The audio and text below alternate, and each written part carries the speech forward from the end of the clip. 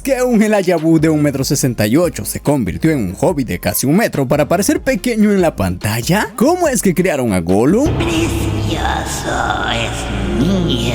¿O cómo es que recrearon estos hermosísimos paisajes para contar una de las historias más increíbles del mundo del cine? Pues esta y más preguntas son las que responderemos a continuación, donde detallaremos y nos daremos una idea de cómo se hizo esta película dirigida por el gran Peter Jackson, basada en el primer volumen del Señor de los Anillos de J.R.R. Tolkien de 1954. El Señor de los Anillos. La Comunidad del Anillo.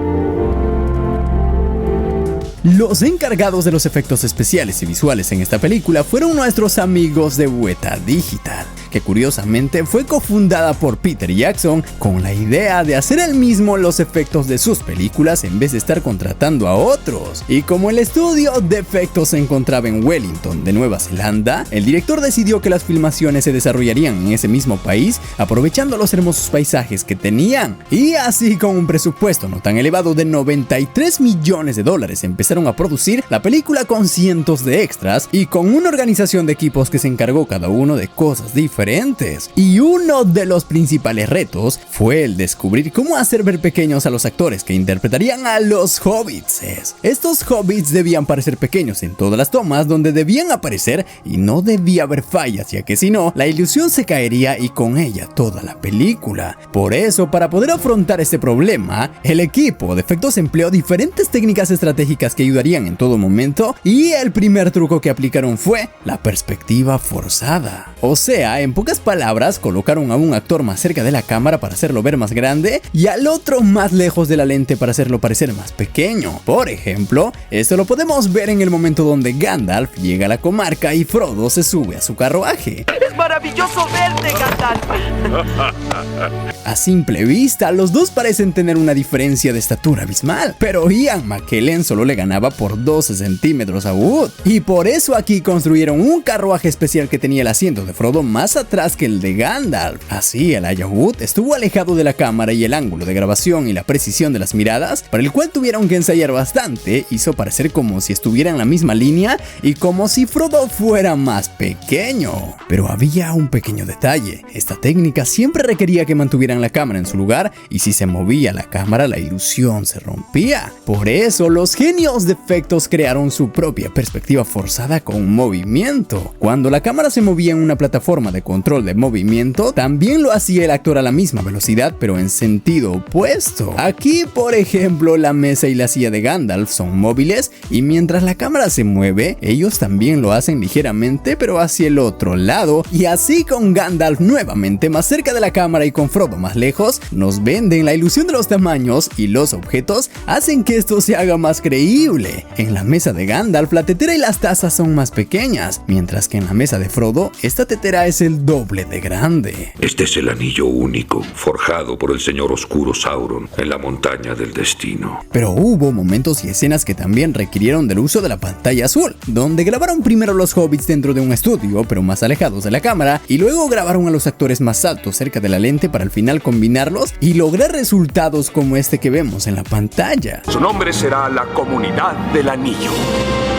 ¡Excelente! Otra forma de uso de la pantalla azul se da en la escena del encuentro de Gandalf con su viejo amigo Bilbo. Si bien todo el paisaje de afuera se grabó en Matamata, Nueva Zelanda, donde en una granja de ovejas se construyó toda la comarca, al que llamaron Hobbiton, un lugar espectacular que por cierto se puede visitar, para escenas interiores de Bolsón Cerrado se construyeron dos sets de diferentes tamaños, uno grande para las escenas de Ian Holm, que lo hacían ver pequeño, y otro más reducido para su tocayo Ian McKellen, que lo hacía ver grande. Y para este momento donde los dos interactuaron, tuvieron que grabar a Gandalf dentro de un fondo azul para posteriormente ponerlo a la escena de Bilbo. Y para hacer creíble su interacción aquí, donde Gandalf le da su sombrero y su bastón, en el fondo azul un personal recibió el sombrero, y en el set de igual forma alguien fue quien le dio el sombrero a Bilbo, y gracias a edición se logró tal hazaña. Pero esto no se termina, ya que la ilusión de escalas debía ser perfecta y se presentaban muchas situaciones y dificultades. Por ejemplo, para interacciones rápidas entre los hobbitses y los humanos, tuvieron que usar dobles de baja estatura. Hicieron una búsqueda mundial de 4 actores pequeños de menos de 1 metro y los consiguieron. Estos actorcitos se disfrazaron como hobbits usando pelucas y máscaras de goma hechos con las caras de los actores originales para poder parecerse y actuar como ellos. Aquí, por ejemplo, donde Frodo le da un abrazote a Gandalf, fue el actor de baja estatura quien hizo la escena siempre, recibiendo las indicaciones del director y de Laia. Y para que parezca realista, hicieron reemplazos de rostro, o sea, grabaron al actor original dentro de un fondo azul con ropa azul y luego lo pusieron encima de la cara del doble, logrando algo genial. Hasta usaron un doble de más de 2 metros para actuar junto al pequeño Frodo, lo que vendió más la ilusión de diferencias de tamaño. Y hablando de diferencias de tamaño, también usaron la técnica de zancos para algunos puntos. Estas personas con zancos usaron ropa súper grande y manos animatrónicos controlados remotamente. Este de aquí es una chica en zancos que tuvo que practicar demasiado para controlar el traje y se ve increíble. Aquí también cambiaron esta máscara por la cara del actor real para hacer más realista la toma. El hombre de la esquina.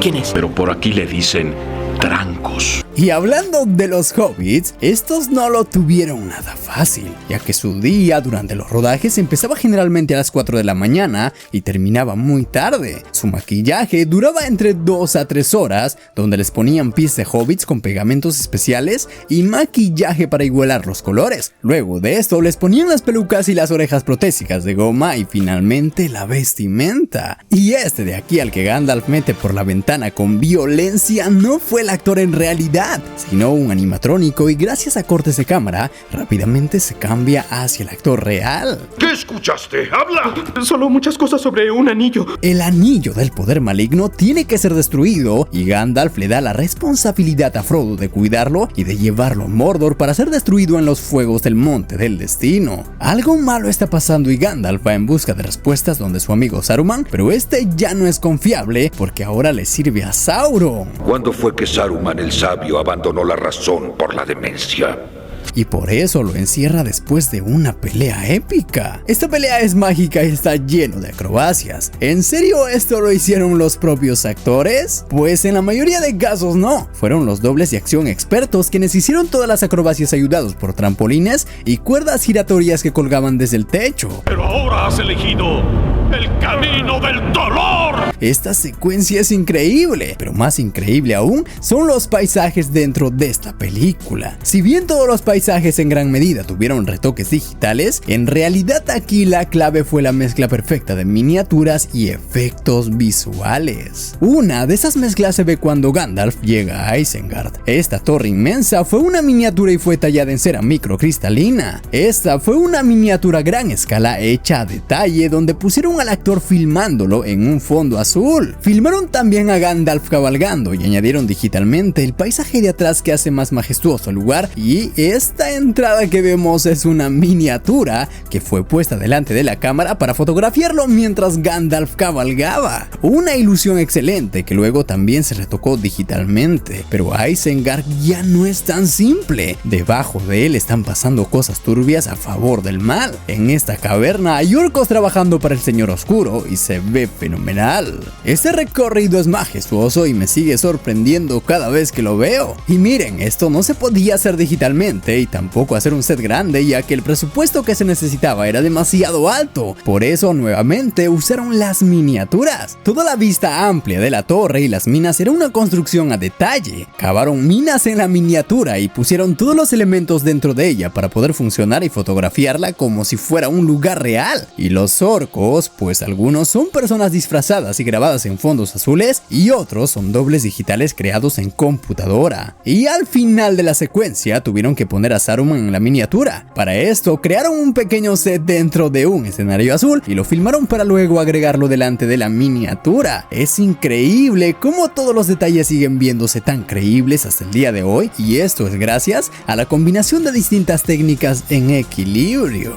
y esto también lo podemos ver en Rivendell, este lugar hermoso que es la casa de Elrond. Aquí construyeron de nuevo una maqueta realista de todas las casas y los árboles que luego fueron fotografiados con el fin de hacerlo coincidir con la parte real, que es solo esto. La iluminación y todos los detalles tuvieron que editarse con un software inteligente que usaron en toda la cinta, un software que permitió no solo cambiar los brillos, saturación y más cosas de toda la imagen, sino que permitió seleccionar solo una parte o un objeto para darle brillo o lo que quisieran, y es gracias a este software que consiguieron darle este brillo blanco y mágico a algunos personajes. El mundo se ha vuelto muy peligroso.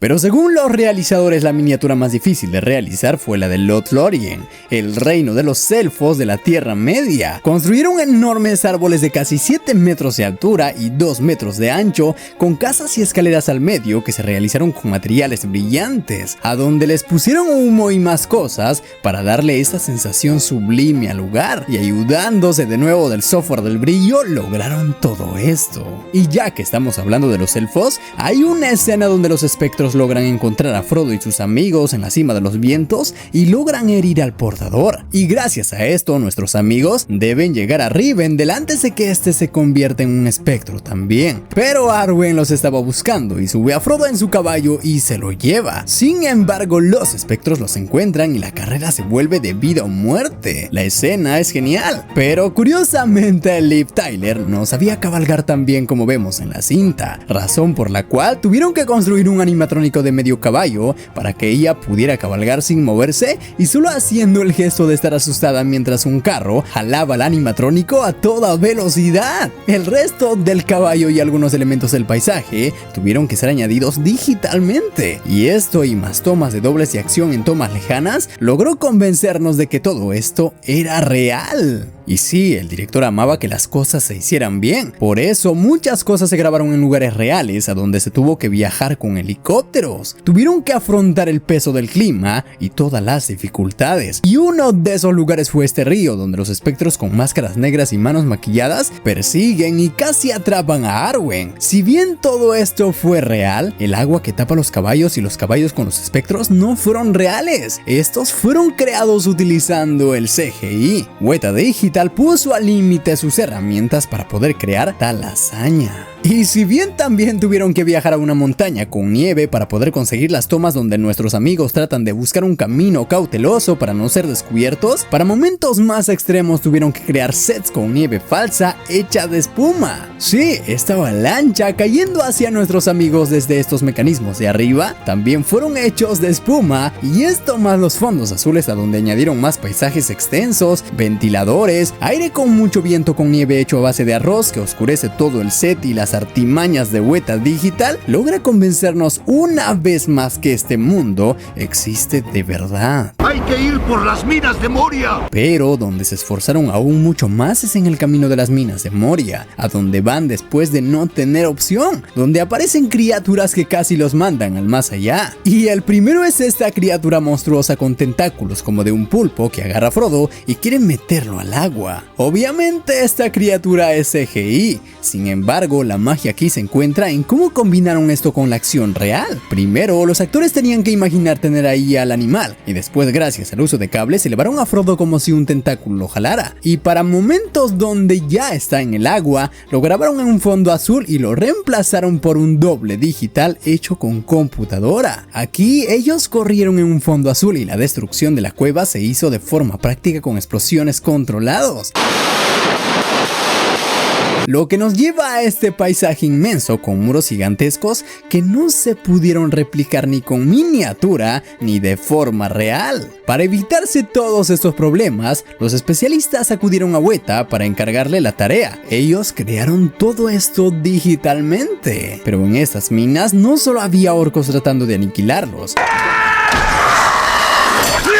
sino también un troll gigante con ganas de sangre. Ya me está gustando esto.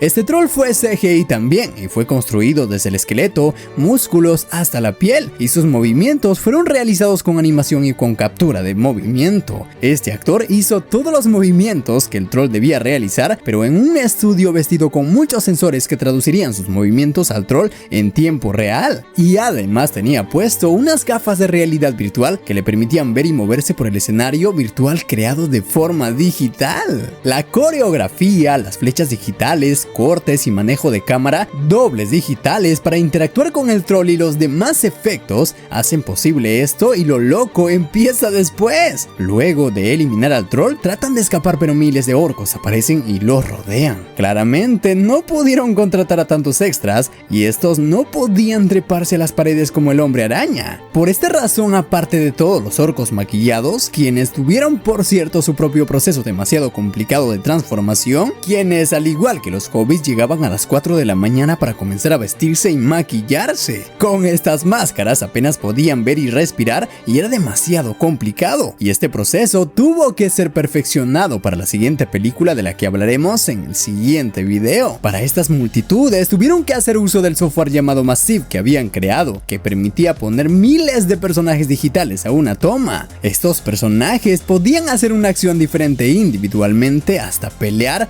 lo que facilitó mucho las cosas. Pero luego de esto los orcos escapan y la razón es otra criatura aún más amenazadora que sale de las profundidades de la mina. Para crearlo, construyeron una maqueta y la escanearon para tenerlo en la computadora, un proceso reciente y muy novedoso. A este le añadieron grietas en el cuerpo para poder ponerle lava, fuego y humo por dentro. Pero no todo es CGI. En realidad aquí crearon fuego real con gases y las fotografiaron dentro de un fondo negro para después aislarlos y ponerlos dentro del monstruo. Y en realidad nuestros amigos escapando de este animalón por estas escaleras no apto para cardíacos son dobles digitales realizados en base a escaneos. E igual como con el troll, los mismos actores vistieron con trajes de captura de movimiento y transportaron sus movimientos a sus dobles digitales, lo que quedó de maravilla. Y miren, con cada película en toda la trilogía, los efectos evolucionaron poco a poco. Lo creado en la primera cinta hizo posible la secuela, y lo creado en la secuela sirvió para la tercera parte. El ejemplo de esto es el propio Gollum. En la primera cinta lo vemos muy poco o casi nada. Sin embargo, este vistazo y lo importante que fue este personaje sembró las bases para darle mucho más protagonismo en la segunda entrega. Y no solo en cuestión de guión, voz y animación, sino en interpretación. Andy Serkis fue el encargado de darle vida a este ser y lo hizo de una manera espectacular. Al igual como las otras criaturas, Gollum sí es CGI, pero la calidad de la captura de movimiento es mucho mayor. La tecnología usada para el personaje tuvo que evolucionar para bien, y esto fue realzado aún mucho más con la calidad interpretativa de Andy, quien en el estudio se convirtió realmente en el mismo personaje. Y como veremos en el siguiente video, el actor asistía vestido con un traje de captura de movimiento al set para poder ayudar a los actores a tener con qué interactuar. Esto le dio a esta animación tan épica un realismo que hasta el día de hoy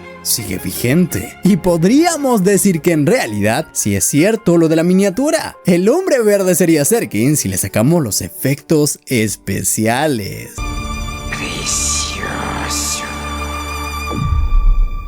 La película, después de su estreno el 19 de diciembre del 2001, terminó recaudando casi $872 millones en todo el mundo. Fue nominado a 13 Oscars, de las cuales ganó 4. Mejor maquillaje para Richard Taylor y Peter Owen, mejor banda sonora por Howard Shore, mejor fotografía por Andrew Lesnie y mejores efectos visuales para Jim Riegel, Richard Taylor, Randall William Cook y Mark Stetson.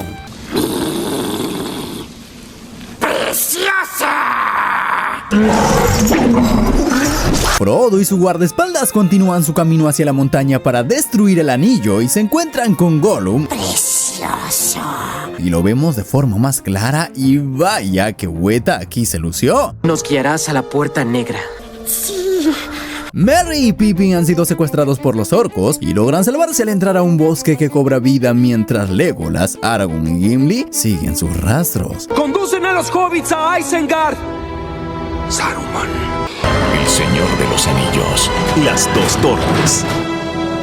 Como sabemos, esta trilogía es una obra de arte y como tal, en cada una de las películas los retos fueron creciendo junto con el guión y la historia. Cuando el supervisor de efectos visuales Jim Riegel se enteró de que La Comunidad del Anillo, la primera película de la trilogía del Señor de los Anillos, había ganado el premio Oscar a los mejores efectos visuales en 2001, no pasó mucho tiempo celebrando. Esto se debe a que él y los artistas de Weta, el centro de producción, postproducción y efectos visuales con sede en Wellington, Nueva Zelanda, que creó los efectos premiados y estaban ocupados trabajando en la segunda cinta. Sabían que los efectos de la segunda película tenían que ser más grandes y mejores que los de la primera y solo tenían un año para crearlos, así que el reto era grande. Aquí la Tierra Media está descendiendo hacia una época muy oscura y los personajes están luchando por encontrar la luz al final del túnel, por lo que la película necesitaba ser más realista y agresiva que La Comunidad del Anillo. La sensación general es menos mágica y la historia se ha fracturado y fragmentado. Su futuro se ocultó, el sol falló y la luna murió. Y sí, en realidad las tres películas se filmaron al mismo tiempo desde el 11 de octubre de 1999 hasta el 22 de diciembre del 2000, en un periodo de 438 días en más de 150 localizaciones. Y la segunda cinta se rodó 4 meses después de comenzar la producción Principal. Y cuando comenzaron a realizar los efectos de esta entrega, aún tuvieron que volver al lugar a realizar regrabaciones para cosas que aún no se habían logrado. Por lo que de nuevo, los hobbits llegaron al estudio a las 4 de la mañana todos los días para su transformación, al igual que los orcos de quienes hablaremos más adelante. Y todos pusieron de sus partes para que las cosas salieran mejor que en la primera entrega. Y uno de los actores que más trabajo físico tuvo fue Orlando Bloom, quien curiosamente un año antes de comenzar los rodajes se había caído desde un tercer piso de un edificio y se había fracturado la columna. Es terrible. Al igual que su predecesora, Las Dos Torres presenta elaborados entornos en 3D, ejércitos colosales de soldados generados por computadora, criaturas fantásticas en 3D y dobles digitales fotorrealistas de varios de los actores principales de la película. Pero si bien los tipos de efectos y muchas de las herramientas digitales fueron los mismos para ambas películas, la calidad y cantidad de los efectos y la forma en la que se utilizó la tecnología digital para lograrlos son mayores y más complejos en la segunda película. Y esto queda demostrado completamente en solo unos minutos en esta entrega, cuando se nos presenta a Gollum, un ser que inicialmente era un hobbit y fue moldeado por el anillo, a alguien que da miedo y ternura a la vez, y que tiene una voz algo extraña. It is no chef, we be hungry. Rápido, hobbits. La puerta negra está muy cerca. Gollum es un personaje completamente digital, pero este interactúa continuamente con los personajes y el paisaje de una manera muy realista. Y por ende fue bastante difícil de crear. Con las otras criaturas de la película tuvieron cierta libertad para ir en diferentes direcciones porque no se suponía que fueran tan parecidas a los humanos, pero sabían que Gollum tenía que ser perfecto. Este personaje aparece en 270 tomas y en algunas muy cerca de la cámara. Y el primer paso fue diseñarlo en la computadora. Tuvieron que tener cuidado en cada una de las pestañas, la humedad en los ojos y hasta en los detalles de los poros al moldearlo con malla. La forma de su cara y el realismo humano se logró porque usaron rasgos del mismo Andy Serkis en el personaje. Go away. I hate you. Pero como saben, el diseño y la creación del personaje solo es el inicio, porque lo más difícil es darle movimiento y vida al mismo tiempo que interactúa con su ambiente. Y los de Weta hicieron lo suyo trabajando de una manera brutal. Es muy sabido que Andy Serkis es el que le dio voz al personaje. Sin embargo, también es el que le dio vida con la captura de movimiento. Pero mucho antes de eso y la edición, tuvo que realizarse el rodaje y los actores tenían que saber exactamente el cómo iba a actuar el personaje. Por esa razón, para lograr mejores tomas y mejores reacciones, Andy Serkis hizo de Gollum en los sets e interactuó con los actores como si él fuera el personaje mismo. Cuando tenía que pelearse lo hizo, y en un set lleno de rocas dando el 200% de 100 sin miedo a lastimarse ni cansarse. Cuando tenía que caminar por el pantano lo hizo, y cuando tuvo que chapotear por el río persiguiendo un pez imaginario dio todo de sí mismo para al final lograr esta increíble toma. Y luego de 9 meses regresó para a realizar las mismas actuaciones, pero esta vez solo y en un estudio especial vestido con un traje lleno de sensores para capturar todos sus movimientos y pasarlos al personaje digital en 3D. Y la escena que más me impactó es la escena donde Gollum persigue a un pez en el río interactuando con el agua. Aquí lo único digital es Sméagol. El agua salpicando por todos lados es real. Y el río por su parte fue construido derritiendo el hielo que había ahí con mangueras de agua dándole la forma que se necesitaba para la toma donde en un frío intenso Andy saltó como loco mientras los hobbits lo observaban desde arriba parados enfrente de una pared azul que se puso ahí para reemplazarlo con el fondo natural de otro paisaje más increíble. E hicieron la toma 4 veces sin importar lo congelado que estuviera ya cerquis. Pero ¿cómo es que hicieron para borrar a Andy y Serkis de la toma y dejar solo el agua para al final añadir a Gollum? Pues aunque suene loco, de forma manual. Por ejemplo, en una foto, si se quiere quitar algún objeto del encuadre, se reemplaza ese espacio copiando los píxeles de su alrededor con mucho cuidado y tratando de no dañar la imagen. Ahora imagina esto con un video. La paciencia y el tiempo que les tomó debió ser una eternidad. Y no todo fue captura de movimiento. En ese tiempo esta tecnología aún estaba en pañales. Por eso las principales expresiones del rostro tuvieron que ser animados de forma manual, usando las tomas realizadas por el actor como referencia. Solo mire el movimiento de los labios, es súper realista. Y los tonos de la piel también son realistas y tardaron 4 horas por fotograma en renderizarse. Mejor dánoslo crudo y retorciéndose. ¿Qué cosa es eso, precioso? ¿Qué son patatatas? Y la película continúa y cambiamos a Merry y Pippin y a nuestros héroes siguiéndoles el paso. Lo curioso es que en estas escenas Mortensen se rompió 2 dedos de los pies cuando pateó un casco de orco mientras filmaba la escena en la que él, Legolas y Gimli encuentran los restos de Uruk-hai y creen que Merry y Pippin están muertos, una toma que se incluye en la película. Además, durante el rodaje, Bloom se cayó de su caballo y se rompió 3 costillas, y Betty, un especialista, se dislocó la rodilla. Estas lesiones llevaron a los actores a sufrir 2 días de dolor durante la secuencia de carrera en el primer acto de la película, lo que llevó a Jackson a referirse a ellos en broma como los heridos ambulantes. La historia de la película nos deja conocer los reinos de Rohan y el estado de su rey, quien ahora es controlado por la magia de Saruman y es manipulado por su sirviente Lengua de Serpiente. Sus noticias son dañinas. ¡Silencio! Esto con el fin de que el reino no haga nada mientras los ejércitos del malo eliminan aldeas humanas completas.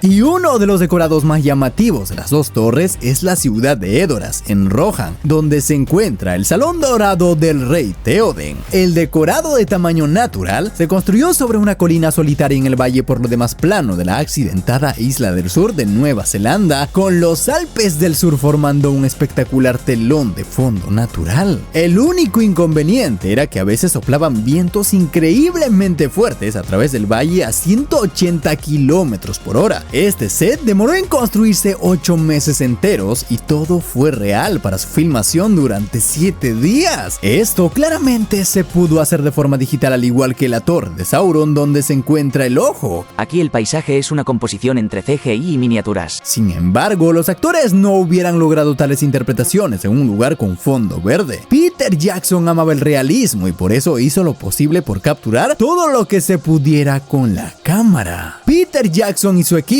utilizaron el CGI solo como una herramienta para mejorar lo que no se podía lograr con posicionamientos de cámara, construcción inteligente del escenario y efectos prácticos. Este solo fue el complemento de una cinematografía a la vieja escuela, pero a escalas brutales. Y esto queda claro en la escena donde Gandalf el Blanco saca a Saruman del Rey Théoden.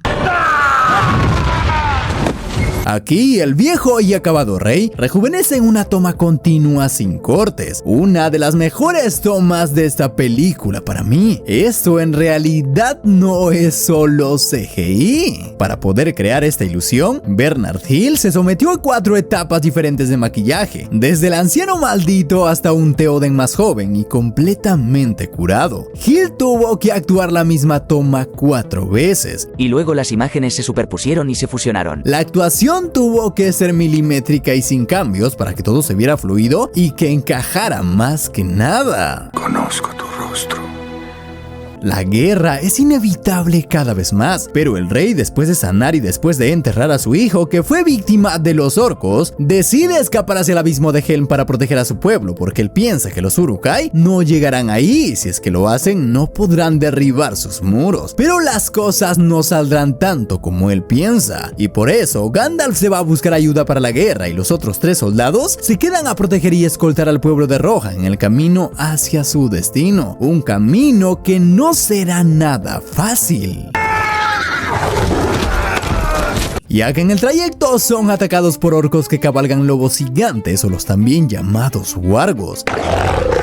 Estas increíbles criaturas fueron creados obviamente con CGI y los actores tuvieron que hacer las escenas imaginándose que ellos estaban ahí, para lo cual los caballos usados en las escenas tuvieron que ser entrenados por especialistas. Pero para cuando estos debían caer bruscamente tuvieron que también crear caballos digitales realistas y también crearon dobles digitales de los actores para cuando debían caerse junto a los caballos. Y este Legolas saltando aquí claramente es un CGI, al igual que este otro que sube al caballo de una manera súper rara. Y el Aragorn cayendo al acantilado junto a la bestia también es digital, pero la escena funciona muy bien porque está mezclado de una manera milimétrica con las tomas reales. En los primeros planos los orcos sí son reales y fueron grabados en fondos azules, pero cuando se ven de lejos son CGI.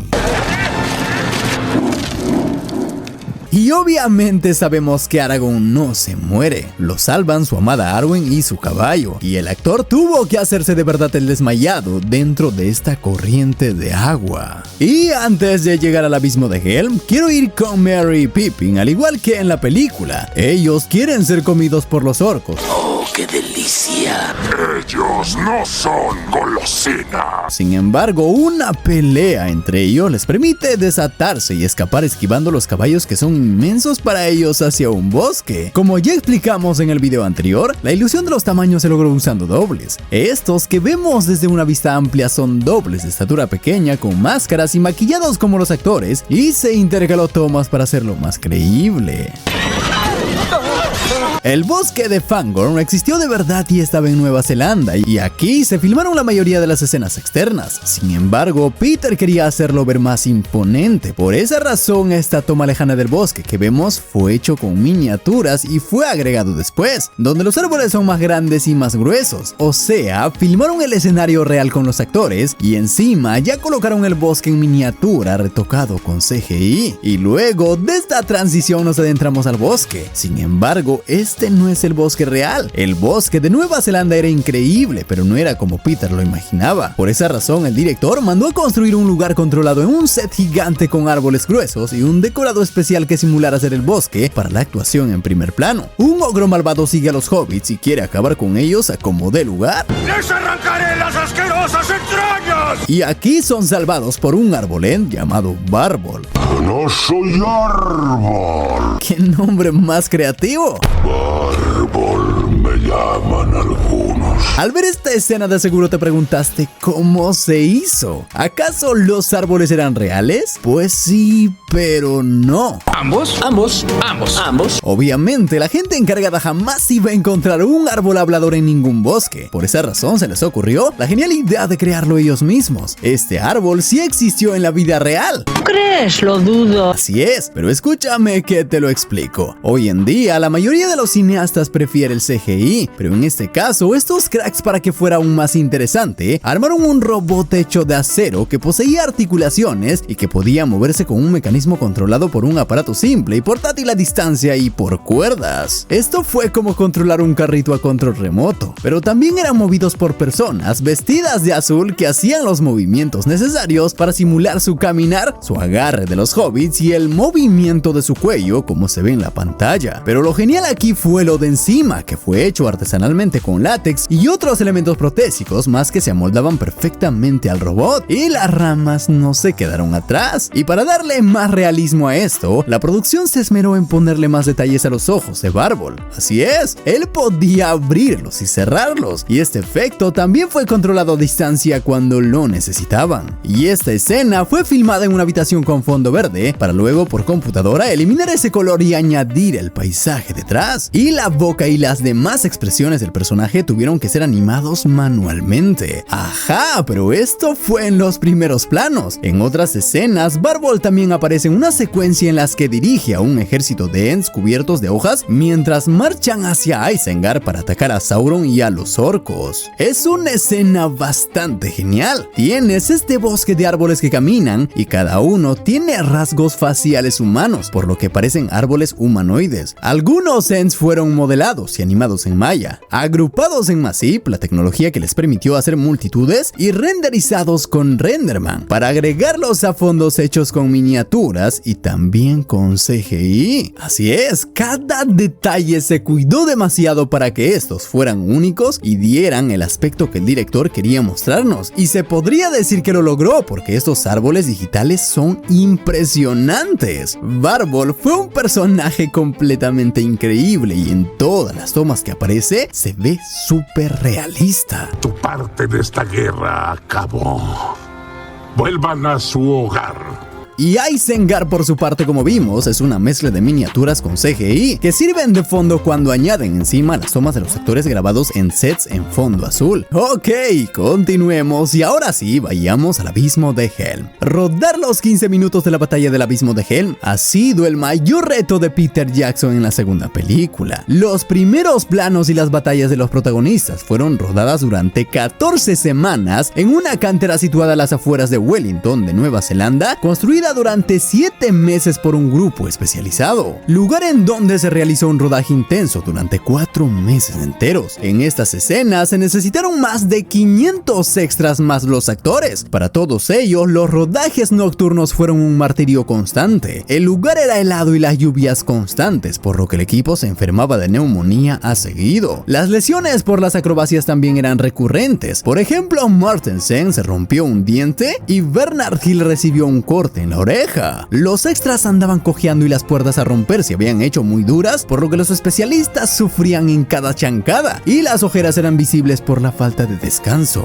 Sin embargo, a pesar de eso, la actitud de todos siempre estaba alta, y esto fue, como dije, para los primeros planos.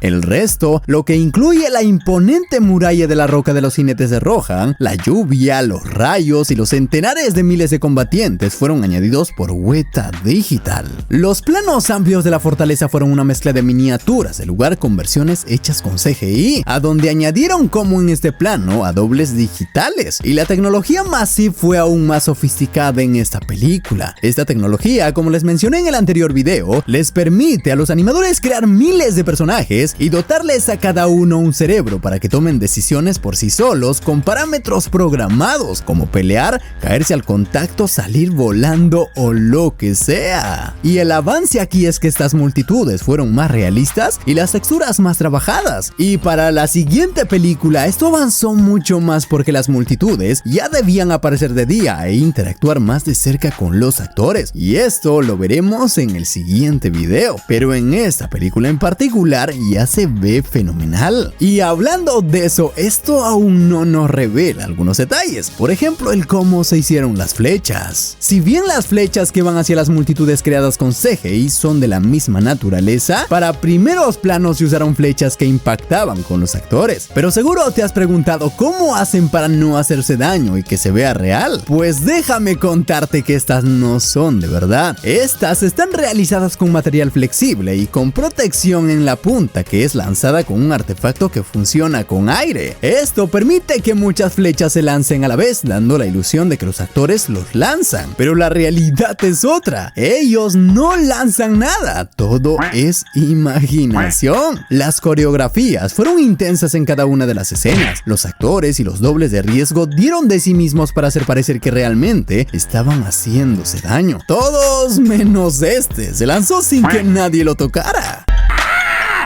Ok, pero sigamos. Ahora hablemos de los más guapos. Sí, de los orcos.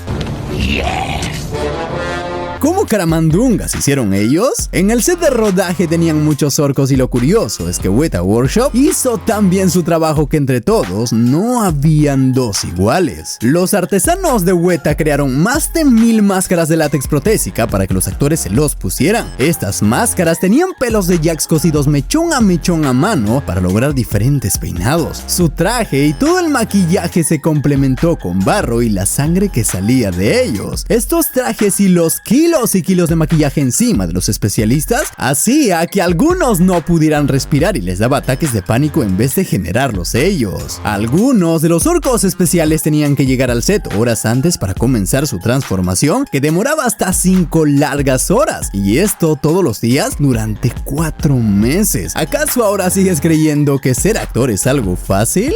Yo no soy un orco, soy un hobbit. Y así, gracias a la ayuda de Gandalf, cuando todo se veía ya perdido, Rohan logra ganar la batalla. Aquel bien aún existe, lo sé, mi señor Frodo. Y tenemos que defenderlo. Sam y Frodo fueron secuestrados por los Rangers de Gondor, liderados por Faramir, pero son liberados porque este entiende el peso del anillo y el deber de salvar a la humanidad tras ver la destrucción de su pueblo. Por su parte, los Ents destruyen la fábrica de armas de Saruman y lo atrapan en su torre. Hay un alivio en el ambiente por las batallas ganadas, pero saben que la lucha real está por llegar, porque Sauron ya tiene a su ejército listo y está ganando terreno cada vez más. El CGI aquí es increíble. No solo Gollum es genial, los paisajes creados enteramente con CGI están a la talla y en algunos casos la expansión de las miniaturas es fascinante. Los dragones de los jinetes negros de Sauron también son increíbles y las texturas manejadas en su creación hacen que se mezclen muy bien con los escenarios reales. Escenarios a donde añadieron más efectos visuales de acuerdo a las necesidades del guión. Y la doble personalidad de Gollum hace que la historia tome un giro drástico en la tercera película. Temas como la deforestación y la maldad resuenan en toda la cinta y el amor imposible de Arwen y Aragorn es demasiado doloroso. Es imposible que te aburras con la película porque en cada momento están pasando cosas y los paisajes naturales y digitales son únicos. Lo que Peter Jackson quería transmitir era que todos somos esencialmente buenos, pero que hay fuerzas oscuras en la vida que nos afectan. Y la forma en la que lidiamos con esas fuerzas es la medida de nuestro carácter. Este tipo de cosas no son necesariamente fáciles de traducir a un concepto visual, pero la verdad es que se logró y de una manera formidable. Y así, luego de todas las ediciones, la cinta se estrenó el 18 de diciembre en Estados Unidos y el 19 de diciembre en Nueva Zelanda. La película fue aclamada por la crítica y el público, que la consideraron un hito en la cinematografía y un logro en el género del cine fantástico. Y con un presupuesto de 94, terminó recaudando la increíble suma de $951 millones. Fue nominada a 6 premios de la Academia, incluido a Mejor Película, y ganó los de Mejor Edición de Sonido y los mejores efectos visuales. Y la banda sonora, madre mía, es épica y fue compuesta por Howard Shore. Este proyecto fue agotador y muy a menudo me sentí como Frodo. El Señor de los Anillos, el regreso del rey.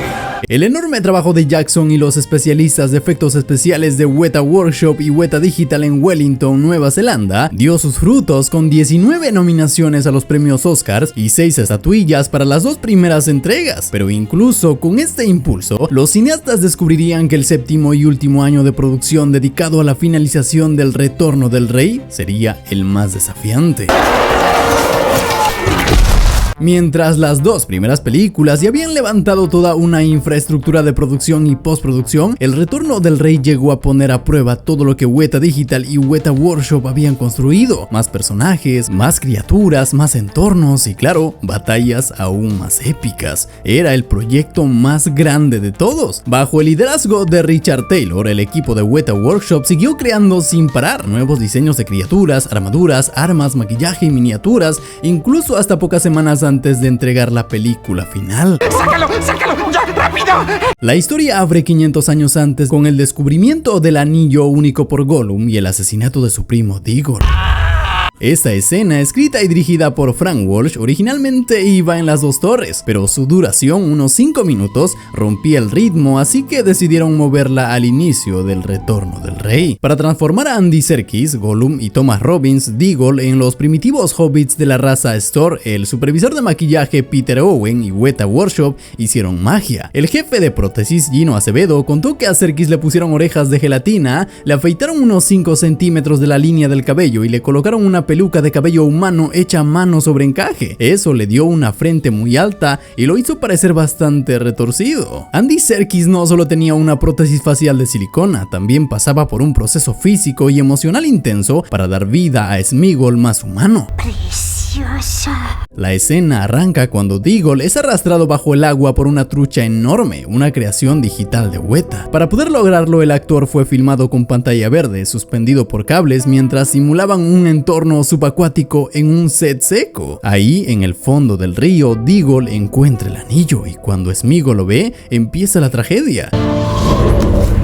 La codicia se apodera de él, el conflicto se desata y tras asesinar a su primo, Sméagol es desterrado a las montañas nubladas. Nos expulsaron. Con el paso del tiempo, la influencia del anillo lo va destruyendo por dentro y por fuera hasta convertirlo en lo que todos conocemos, Gollum.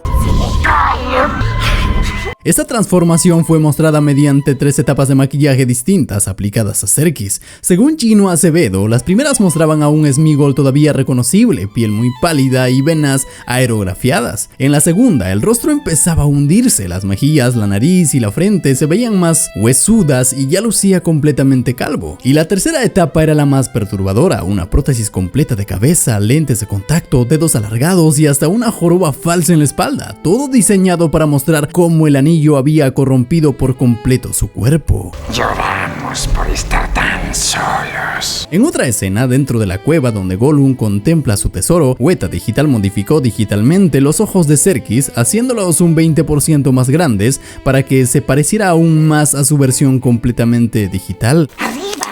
A partir de ahí, Gollum despierta de su recuerdo y apura a Frodo y a Sam rumbo a Mordor. No estamos a salvo aquí. Durante toda la película, Andy Serkis y los equipos de efectos siguieron perfeccionando la técnica que habían desarrollado en las dos torres. Andy actuaba en el set con su traje ajustado y Weta Digital generaba una rotoscopia basada en su actuación. Luego, los animadores, bajo la dirección de Randall William Cook, mezclaban esa interpretación con animación por fotogramas clave y captura de movimiento. Un equipo de más de 40 artistas, liderados por Sandy Houston, se encargaban de limpiar digitalmente las tomas, rotoscopiar el cuerpo de Serkis y reemplazarlo con la versión digital de Gollum. Finalmente, el supervisor 2D Nelson Sepúlveda y su equipo integraban la marioneta 3D en el plano final para que todo se sintiera completamente real. Además, aquí a Gollum ya le añadieron más detalles para que sus expresiones fueran más realistas. Arrugas en la frente, a los lados de la nariz, en las comisuras de los ojos y alrededor de los labios. Los animadores podían controlar todas esas expresiones mediante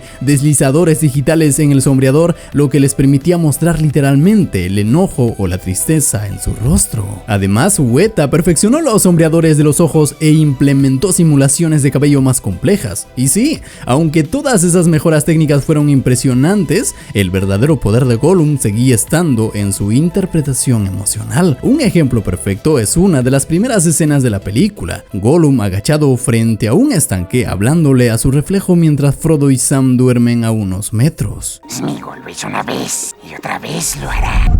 La escena recuerda mucho a otra de las dos torres, también escrita y dirigida por Frank Walsh, donde Gollum discute con su lado más inocente, Sméagol, en una especie de diálogo interno esquizofrénico. Peter Jackson decía que Frank insistió en que esa nueva película necesitaba esa escena y tenía toda la razón. Se convirtió en una de las secuencias más importantes de Gollum, lo que realmente captura quién es el personaje y lo que sufre por dentro. El precioso nos pertenecerá. ¡Eres un traidor! Mientras tanto, la historia nos lleva de regreso a los demás personajes. Gandalf, Aragorn y los sobrevivientes de la batalla anterior viajan por el bosque de Fangorn hacia Isengard, la fortaleza que ya habíamos visto en las dos películas anteriores. Pero ahora el entorno necesitaba verse distinto, más verde, más vivo, como si la naturaleza hubiera vuelto a reclamar su lugar. El supervisor de pintura mate Max Dennison explicó que Isengard sufre muchos cambios a lo largo de la historia. En la comunidad del anillo estaba rodeada de árboles, en las dos torres se deforestaron por completo y ahora, en el retorno del rey, el agua se había retirado y el bosque de Fangorn volvía a cubrirlo todo, así que no podían usar los mismos fondos digitales de antes, tuvieron que rehacer todo desde cero. Incluso agregaron una formación rocosa que sobresalía de las montañas, hecha con geometría digital de baja resolución combinada con pinturas mate para generar sensación de profundidad cuando la cámara se movía. ¡Bienvenidos a Isengard! Después de esto vemos a Barbol, el líder de los Ents, con la voz del mismo actor que interpretó a Gimli, John Rhys Davies, contándole a Gandalf que Saruman ha sido derrotado. Aquí hay un mago que deben controlar. Después de eliminar a Saruman de una manera brutal, utilizando este truco fascinante, pusieron al actor en una rueda dentada y en el pecho le pusieron una prótesis que simulaba ser la punta que lo había traspasado. Después, sin piedad, lo metieron en el agua para rápidamente sacarlo de ahí antes de que se ahogue. Gandalf, Aragorn y el rey Theoden parten hacia Edoras, la fortaleza de Rohan que ya conocíamos, para hablar del destino del anillo. Mientras tanto, Merry y Pippin están en modo celebración total, bailando entre los Rohirrim, después de la victoria en el abismo de Helm. Para hacerlos ver más pequeños, los equipos de rodaje aplicaron las mismas técnicas de escala que ya habían perfeccionado en la comunidad del anillo. Primero, filmaron toda la fiesta con cámaras de control de movimiento, haciendo un gran recorrido que terminaba en la mesa donde los hobbits iban a bailar. Después, replicaron ese mismo movimiento, pero en un set más pequeño con pantalla verde y los actores reales. Y finalmente, los compositores unieron las dos versiones y lograron una de esas ilusiones visuales tan simples como geniales que hacen que el mundo de los hobbits se sienta creíble. Para las tomas amplias desde Edoras, el decorado se había construido en el monte Sandai, un lugar real en Nueva Zelanda, pero Weta tuvo que pintar digitalmente los caminos y edificios modernos que se veían en el horizonte. También crearon multitudes digitales duplicando a los extras filmados con control de movimiento hasta que el reino de Rohan se sintiera completamente vivo. Y en una de esas escenas más recordadas, Pippin encuentra una piedra vidente, el ojo de Palantir, y al mirar dentro de ella sin saberlo, llama la atención del mismísimo ojo de Sauron. Puedo verte. Peter Jackson decidió cambiar la forma en que filmaba este tipo de secuencias. Usó una esfera negra para representar el Palantir apagado y otra blanca con una luz interna que se encendía mediante un cable oculto en la manga del actor Billy Boyd, así para poder controlar la intensidad y el parpadeo del brillo de forma práctica directamente en el set. Luego, los artistas de Weta se encargaron del efecto del Palantir. Antes de ese trabajo lo hacían en estudios externos, pero esta vez Jackson quiso que Weta lo hiciera todo en casa. Usaron el modelo del ojo de Sauron que ya tenían, lo colocaron dentro de la esfera con sombreado y deformaron el lente, y luego crearon los remolinos de fuego duplicando anillos de rotación como un giroscopio. Cooper escribió nodos de color y efectos de ruido fractal que simulaban el flujo de energía dentro del Palantir. El resultado fue impresionante. El fuego parecía fluir y salir de los dedos de Pippin, mientras un pequeño retraso en el desenfoque hacía que las llamas dejaran una estela de movimiento, casi como si el objeto tuviera vida propia. ¡Pero qué tonto!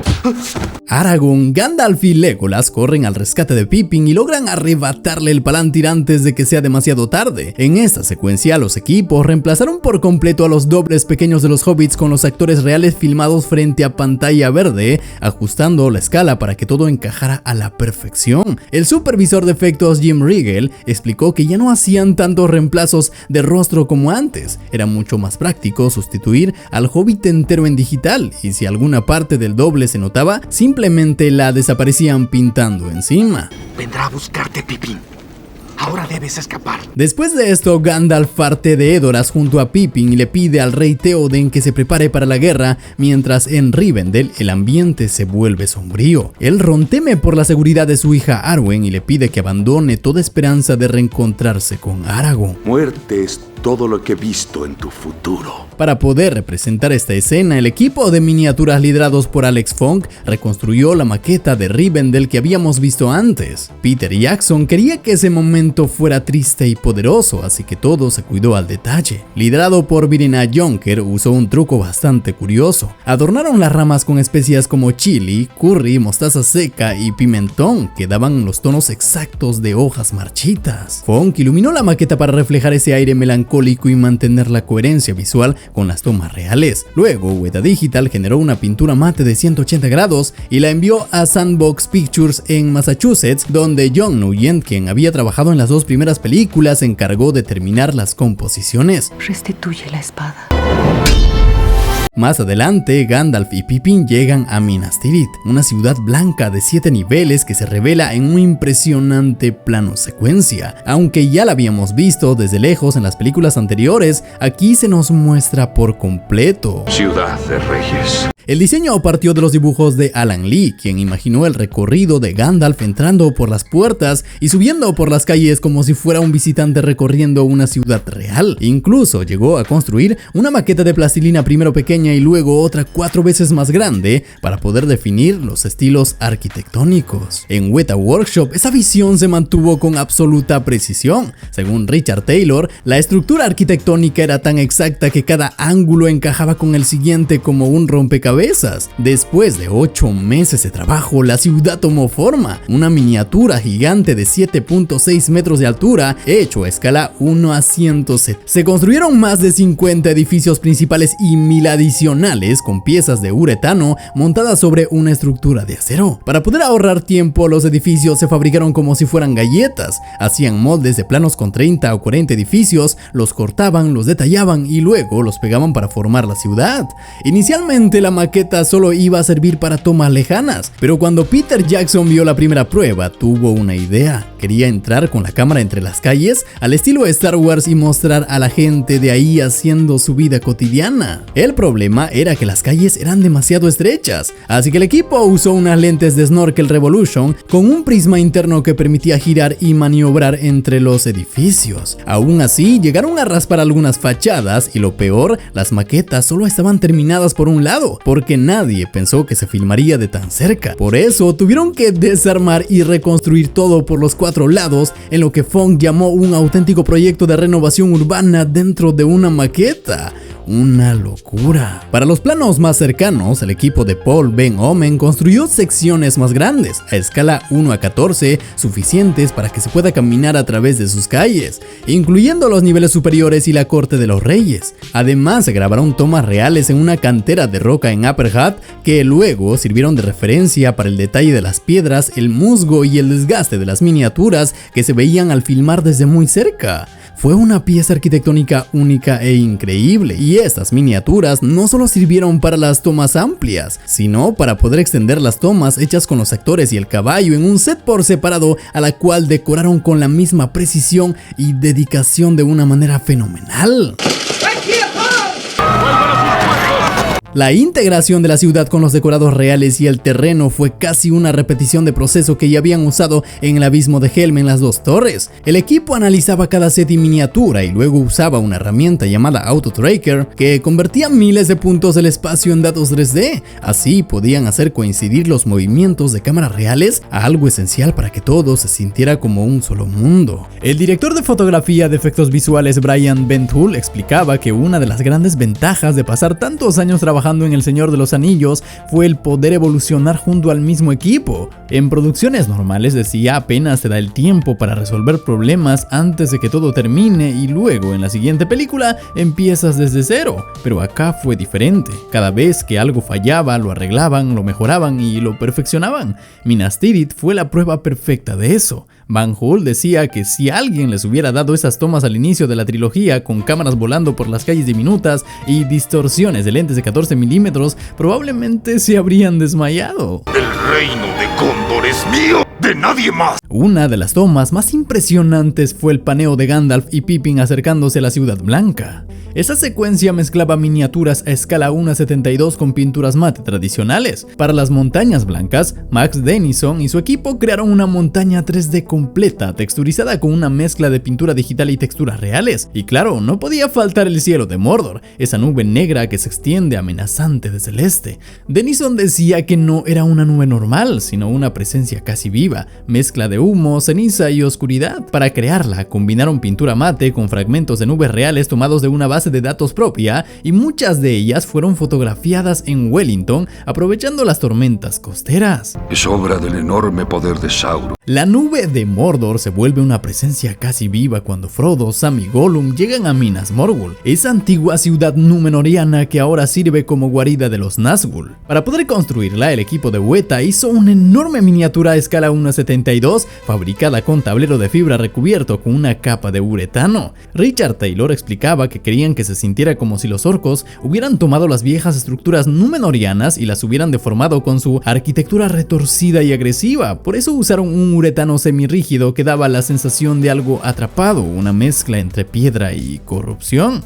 Y como Tolkien la describía con un brillo cadavérico, el equipo decidió que las paredes tuvieran un tono verdoso y fosforescente. Según Taylor, imaginaron que la ciudad estaba cubierta de una especie de alga pútrida, un moho maligno que brillaba bajo la luz de la luna. Alex Fong detalló que mezclaron pinturas fluorescentes que parecían normales a la vista, pero que al ser iluminadas con luz ultravioleta cobraban vida con un resplandor enfermizo. Primero grababan las tomas normales con la iluminación encendida y luego apagaban todo para dejar solo la luz UV. Así lograban ese efecto tóxico que se filtraba por las grietas de las murallas, iluminaba el pantano y envolvía la ciudad en un aura venenosa.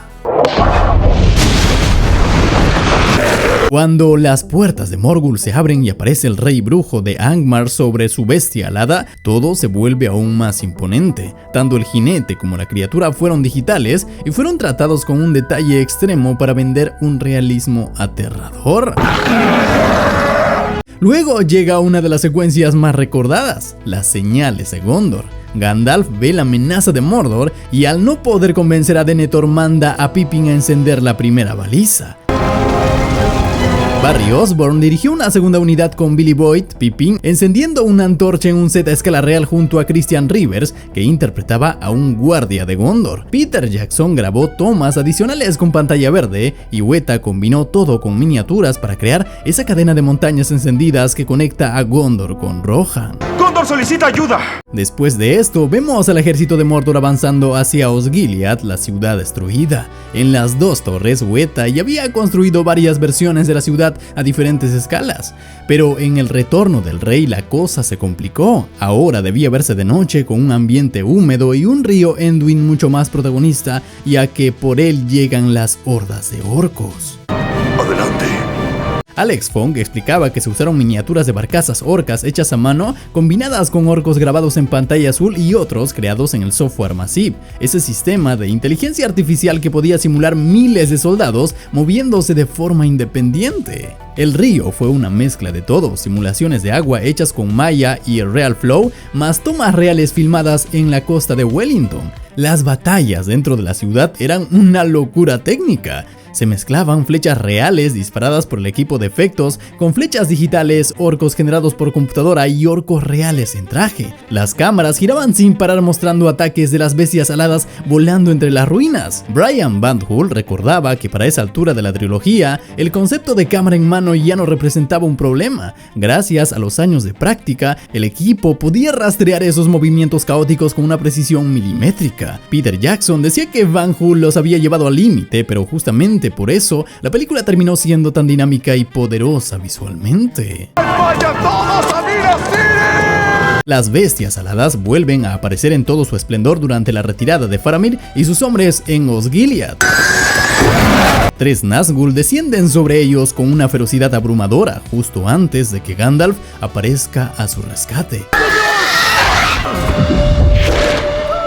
Peter Jackson rodó las escenas de los jinetes gondorianos en exteriores, mientras que Weta Digital añadió después a las criaturas generadas por computadora retroiluminadas contra el cielo. Hice lo que creí que era correcto. Mientras tanto, Gollum guía a Frodo y a Sam por una escalera imposible tallada en el acantilado junto a Minas Morgul. Para esto, Peter Jackson filmó a Andy Serkis y a los actores hobbits en un decorado real de rocas empinadas, mientras Weta diseñaba la ruta completa en un mapa transversal que mostraba el valle en forma de V y las pequeñas repisas donde ocurren los momentos más tensos del ascenso. El departamento de pintura mate fue clave para crear el entorno visual. Max Dennison explicaba que todo fue un reto, porque la nube de Mordor debía sentirse opresiva pero sin oscurecer demasiado las escenas. Karen de Jong pintó el acantilado y las montañas usando como referencia una cordillera real de Nueva Zelanda llamada The Remarkables, que ya había servido antes para representar Mordor. Pero qué hobbit siempre tan simpático.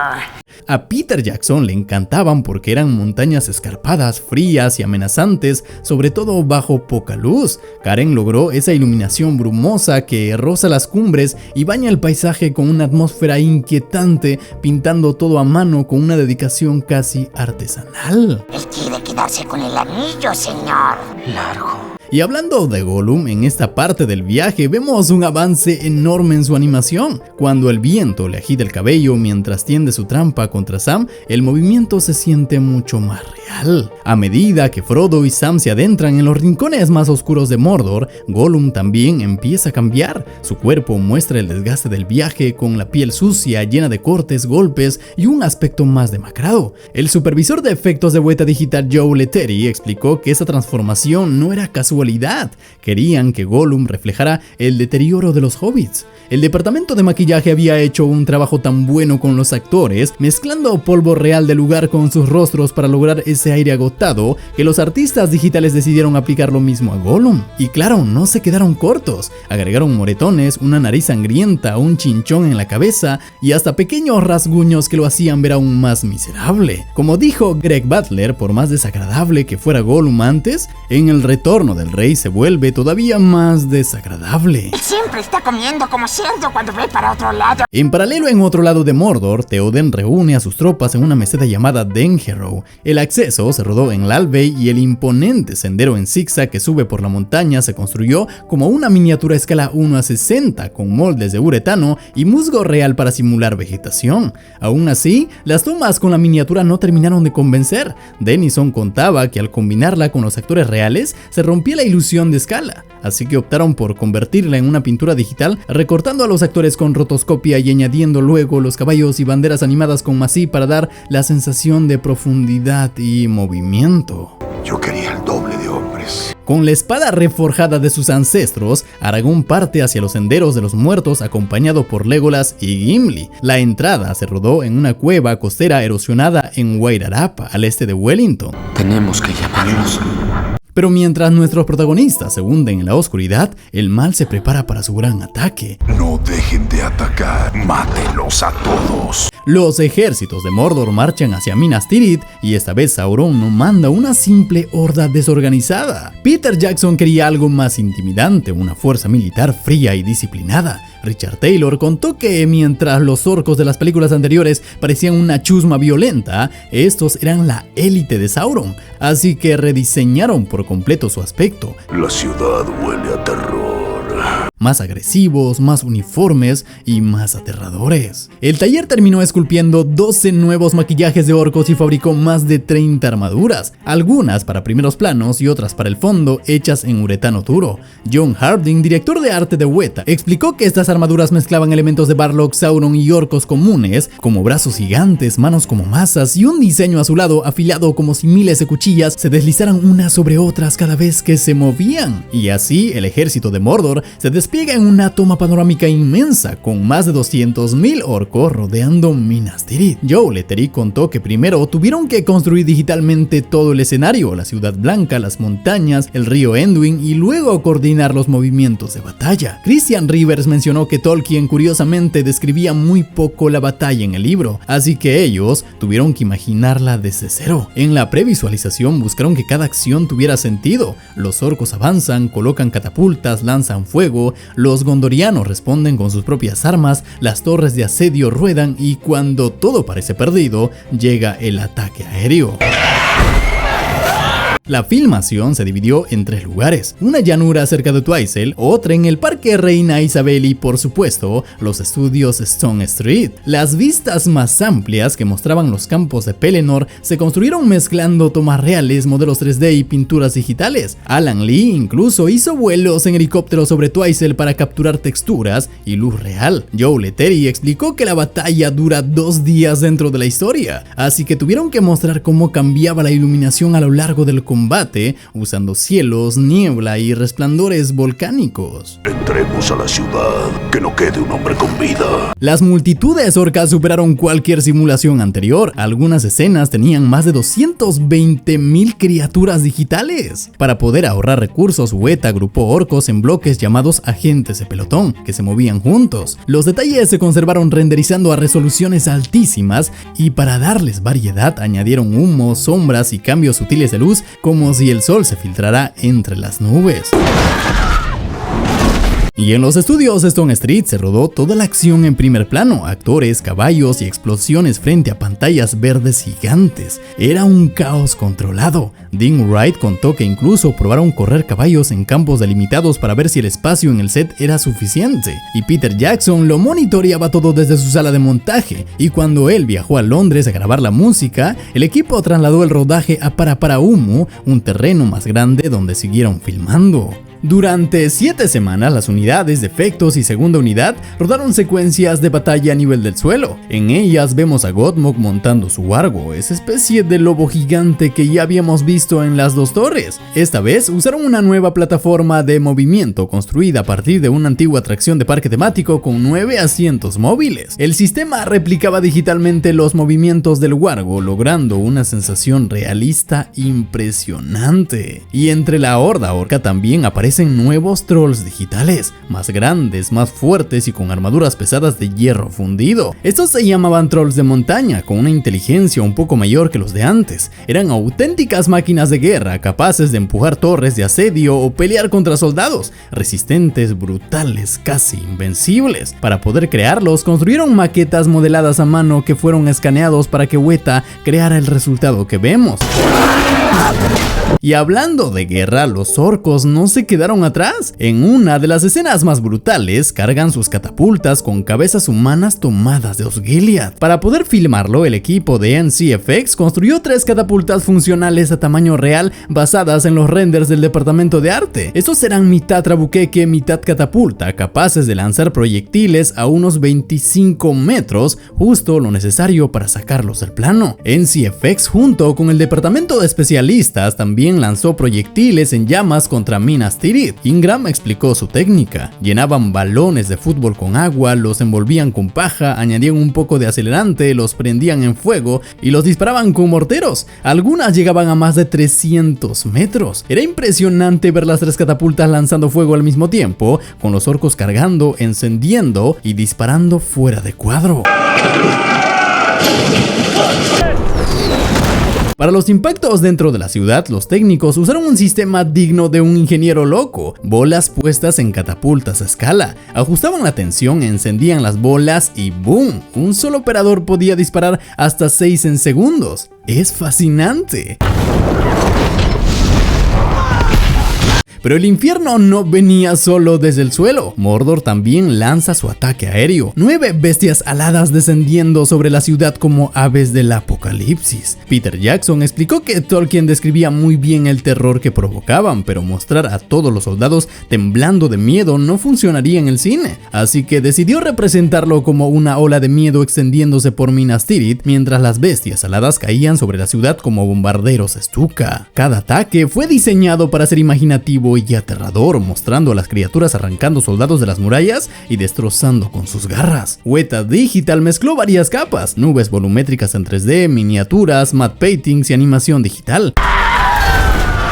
A medida que la batalla se prolonga hasta la noche, Weta Digital cubre la ciudad con fuego y humo volumétrico. Cada edificio en llamas fue planificado con precisión milimétrica. En las miniaturas, Alex Funk y su equipo colocaban pequeñas bombillas en cables, moviéndolas para simular el parpadeo del fuego. Para un plano en picado sobre la ciudad en llamas, filmaron más de 200 posiciones de luces alrededor de la maqueta. Luego, Weta integró todo eso con fuego digital y estructuras colapsando en tiempo real. Y luego agregaron a los orcos marchando hacia la puerta. El trabajo era gigantesco.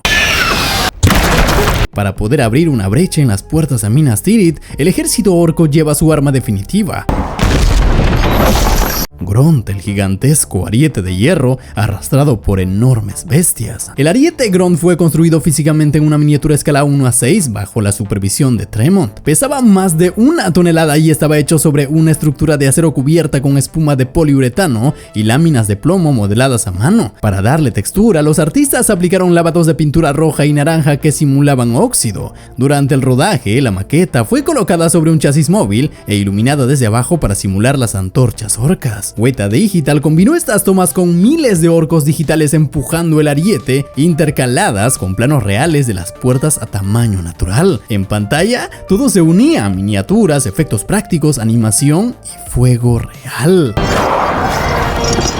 Mientras tanto, Aragorn y su grupo siguen su camino por los senderos de los muertos, una secuencia que se filmó en los estudios Stone Street y que se amplió con efectos en miniatura. Según el equipo, querían que ese lugar se sintiera como un sitio antiguo y místico, con un brillo extraño que pareciera filtrarse desde una grieta lejana en el techo. La maqueta presentaba una ciudad funeraria tallada en la roca, como un enorme templo de Petra perdido en el tiempo. Fue construida por Weta Workshop a escala 1:14 usando espuma tallada, estructuras de acero y una pintura especial que emitía un brillo casi fantasmal, y es ahí donde aparece el ejército de los muertos.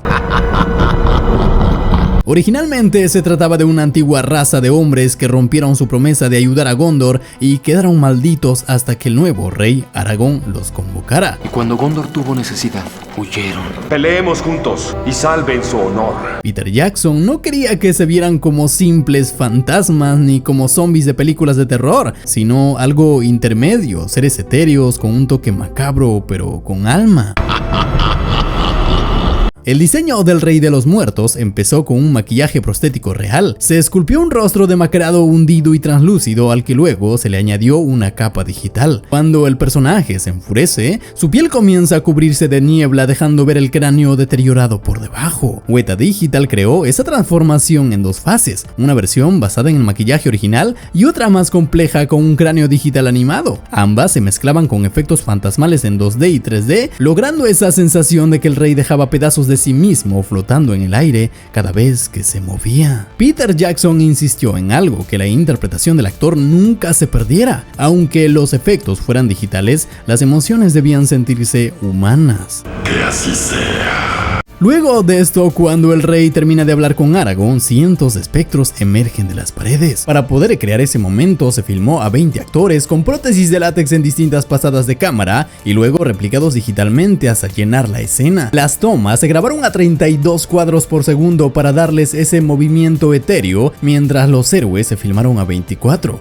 Las luces eran intensas y verdosas, dando a los fantasmas una textura translúcida muy particular. Luego de esto, los fantasmas parecen no aceptar y hacen que la cueva y el lugar entero colapse y se llene de miles de cráneos. Fue idea de Jackson que la necrópolis debería abrirse y liberar los cráneos de todas las personas que habían sido enterradas allí. El mecanismo se instaló y el disparo se probó, pero los 200 cráneos iniciales, que se estimaban en ser las cantidades necesarias, se consideraron insuficientes y el número creció rápidamente a 2000, luego a 10.000 y después a 50.000, hasta alcanzar finalmente las 80.000, lo que equivalía aproximadamente a 1 metro cúbico de cráneos en miniatura. miniatura. Esto se filmó en un escenario en miniatura puesto también dentro de un fondo azul para que Weta luego lo expandiera. Además de cráneos en miniatura, también construyeron cráneos de goma a escala real para las tomas en primer plano con los actores a quienes filmaron también en fondos azules. Un trabajo increíble que dio una magia particular a la escena caótica.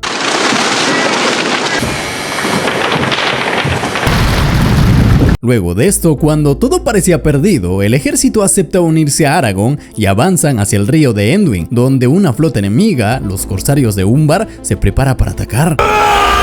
Sus barcos fueron diseñados con un aire oscuro y amenazante de inspiración oriental. Weta Workshop construyó versiones de escala 1:14 y 1:72 con cascos de madera, cuchillas, catapultas y ballestas estilo ametralladora. Para poder lograr el efecto de movimiento en el agua, usaron una plataforma giratoria con control de movimiento y los personajes fueron interpretados por miembros del propio equipo. Richard Taylor, Andrew Lesnie y hasta el propio Rick Porras se convirtieron en piratas por un día.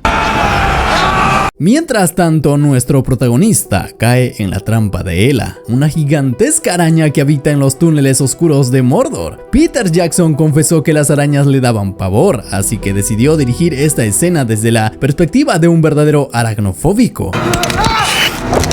Se basó en una araña de tela de túnel de Nueva Zelanda, la misma especie que lo aterrorizaba cuando era niño. Según contó, solía jugar con sus juguetes en el jardín y siempre terminaba encontrando una de esas arañas negras y brillantes con cuerpo anaranjado y mandíbulas enormes. De ahí nació Ela. Para el equipo de diseño estadounidense, que nunca había visto una araña así, Jackson hizo que Christian Rivers atrapara una de verdad como referencia. Weta Workshop construyó una maqueta de 1,5 metros y también algunas patas y partes del cuerpo a tamaño real. En un principio se planeó usar animatrónicos, pero resultaban tan difíciles de mover que fueron reemplazados por una versión completamente digital. Por ende, los actores harían sus mímicas solo imaginando que ahí tenían a la araña que se añadiría después. Sin embargo, a veces este hombre azul carismático ayudaba como referencia para que los actores tuvieran con qué interactuar y para que las reacciones fueran más genuinas.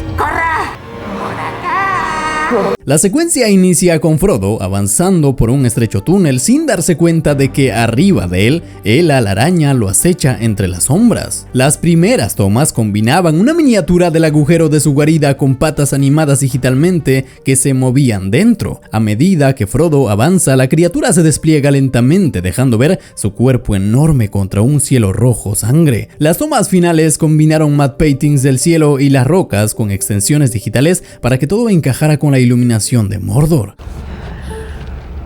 Luego de esto, para cuando Frodo cae en una trampa llena de telarañas rojas y pegajosas, el equipo usó un método casero pero brillante. Calentaron adhesivo termofusible entre 210 y 230 grados y lo vertieron sobre agua fría. El resultado era una masa elástica brillante y pegajosa que parecía un juguete de esos que se lanzan a la pared y se quedan colgando. A Elijah Wood lo colgaron con un monofilamento que se mimetizaba con las telarañas y luego el equipo de arte mejoró la toma. Cuando Frodo lucha por liberarse, la araña aparece detrás de él. Como la telaraña era translúcida y se filmó sin pantalla verde, los artistas de Weta tuvieron que rotoscopiar todo para colocar la araña detrás y filmar más telarañas por separado para poder crear la composición final. Una cosa de locos. Después de esto, la araña logra capturar al hobbit, quien venía de mandar al abismo a Gollum, quien quiso quitarle el anillo. La araña paraliza a Frodo con su aguijón y lo ata en un capullo usando una telaraña digital creada por Cyflex y renderizada en Renderman. El doble digital de Elijah Wood se integró con reflejos pegajosos y efectos espectaculares en tiempo real. Pero la cosa no se termina ahí. Sam aparece para salvar a su amigo y comienza una pelea cuerpo a cuerpo contra el monstruo. Armado con la espada de Frodo y la luz de Galadriel, Sam enfrenta a la criatura. En la pelea, el actor y su doble fueron lanzados contra colchonetas y luego Weta compuso digitalmente su caída, integrando las patas de la araña y las mandíbulas en pantalla azul. Para lograr que Sam pareciera esquivar sus mordidas, el equipo creó un accesorio azul con forma de mandíbulas de la araña sostenido por un operador también vestido de azul. Así, el actor podía interactuar con algo físico mientras actuaba. Y así, finalmente, Sam logra eliminar a la bestia digital gigante. Y mientras todo esto ocurre en otro rincón de la historia, las fuerzas de Mordor siguen atacando a Minas Tirith. La desesperación lleva a Denethor a preparar su propia pira junto a su hijo Faramir. El cuerpo de Faramir fue reemplazado por una prótesis hiperrealista y el fuego se filmó con una técnica clásica, un divisor de haz que reflejaba el fuego real hacia la lente, creando la ilusión de que el actor ardía. Y en paralelo, la batalla de Pelennor alcanza su punto máximo. Theoden llega con el ejército de Rohan encabezando una carga masiva. Filmada en Twizel, Nueva Zelanda, fue la escena con más extras de toda la trilogía. 350 caballos y 500 actores interpretando orcos y soldados. El equipo construyó una pista de más de 1 kilómetro y colocó cámaras en camiones de baja altura que cabalgaban junto a los jinetes para capturar el impacto real del momento. Un trabajo titánico que dejó claro por qué El Retorno del Rey se convirtió en una de las películas más grandes jamás filmadas. En la postproducción del Retorno del Rey, los artistas de Weta mezclaron acción real con animación digital, llevando al límite lo que Massive podía ofrecer. Y es que si en las dos primeras películas los ejércitos digitales ya eran una locura, acá alcanzaron un nuevo nivel de detalle. Desde 1997 ya habían planificado 3 tipos de soldados digitales: los del nivel A, los más detallados y cercanos a la cámara; los del nivel B con menos definición; y los de nivel C apenas visibles a lo lejos. En las dos torres, todos los Uruk-hai del abismo de Helm eran nivel B y funcionaban perfecto porque la escena ocurría de noche y bajo la lluvia. Pero en El Retorno del Rey las batallas ocurrían a plena luz del día con la cámara metida entre los soldados, así que no había escapatoria. Había que crear soldados de nivel A lo más realistas posible. Weta usó el sistema de Massive para generar el movimiento de los ejércitos, pero después ese movimiento se aplicaba sobre criaturas principales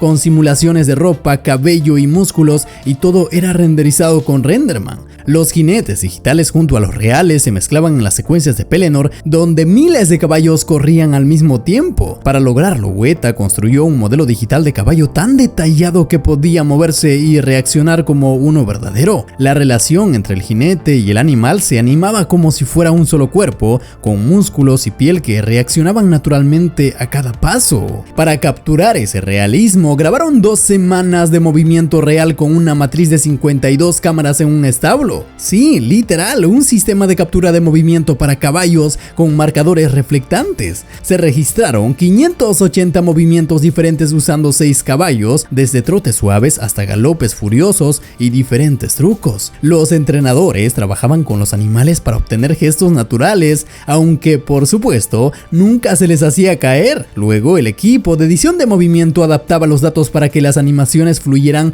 de manera creíble y cualquier movimiento peligroso se animaba manualmente, fotograma a fotograma. Estos animales digitales se intercalaban con los animales y jinetes reales filmados en el paisaje real, donde los caballos verdaderos iban en primer plano y los digitales al fondo, para lo cual tuvieron que rotoscopiar manualmente cada caballo y el jinete del primer plano de tal manera que quedara encima de la versión digital. Sí, este proceso fue manual, ya imaginarás todo el bendito trabajo que tomó hacer todas las escenas, porque hasta en tomas amplias la multitud de jinetes y caballos reales fue intercalada con las multitudes generadas por computadora, lo que vendió bastante bien la ilusión. Massive controlaba los grandes movimientos de batalla, mientras que los animadores se encargaban a mano de las muertes más cercanas a cámara.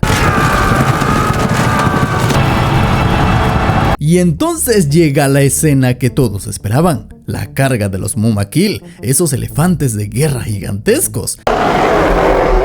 Peter Jackson dijo que era la secuencia que más quería hacer desde el inicio del proyecto, allá por 1997, y en vez de usar storyboards, Jackson prefirió trabajar con Animatics 3D. Así construyeron secuencias de 25 segundos en animación básica para ver la dinámica general. Luego, Jackson pedía tomas específicas, un traveling, un zoom, un plano bajo las patas, y todo eso se montaba como si fuera material filmado por un equipo de acción real. El proceso fue tan orgánico que muchas tomas se fueron inventando sobre la marcha. Cuando vieron el animatic, llamaron de nuevo a los actores para grabar nuevas tomas a caballo y hacer que encajaran con las animaciones. es increíble. Mientras tanto, Weta Workshop rediseñó a los Mumakil para hacerlos aún más brutales. Púas en los colmillos, cuerdas como cuchillas y pintura de guerra. Y con todo esto, en total, Weta Digital animó 82 planos con estos gigantes, lo que dio más de 4 minutos y medio de pura destrucción. Había 21 Mumakils, 22.000 orcos, 6.000 jinetes de Rohan y cientos de trolls y elfos en pantalla.